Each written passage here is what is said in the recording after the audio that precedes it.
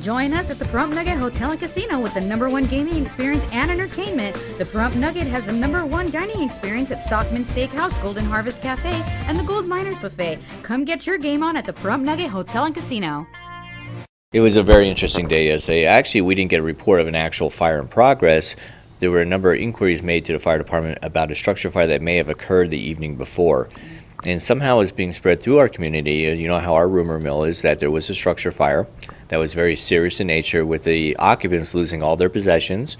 There was alleged that the female occupant had been overcome by smoke and required hospitalization, and that also children were displaced as a result of this fire. Unfortunately, there was no fire that we were dispatched within the town of Pahrump. Our investigation revealed that it's apparent that there was a fabricated story that brought the community together, because you know how generous this community is, and the drums were beating. People were starting to gather goods and housing and things like that for this family who allegedly sustained this loss. In the short of it, there was no fire, there was no injuries, and there was no one displaced from the structure. And the Sheriff's Department and the Pahrump Valley Fire Rescue worked diligently throughout the course of the day, trying to determine exactly what the extent of this rumor was, where it originated, and to absolutely ensure that there were no injuries in such a loss. The way the story was described, it was reinforced over and over. However, the content of the story was changing.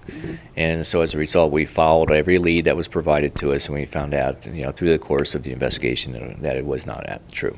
So the purpose of this was to get goods, to get donations from the community? It's really unknown exactly what the reason was. And fortunately, there were no exchange of goods, there were no exchange of monies or exchange of housing, because the investigation commenced immediately upon our notice that there was such a rumor in the community. And once that occurred, then we were able to investigate and put a stop to it. But unfortunately, people waited before they started their efforts. They never contacted either the sheriff's office or the fire department to ensure that there actually was a loss. And so that if that had been done, that would have given us even a greater ability to investigate before those citizens started getting together and started formulating their plan. The fire department helps frequently in these situations where a family's been displaced. You guys call Red Cross, you guys get the ball rolling right from the scene. Exactly. We have all those mechanisms in place.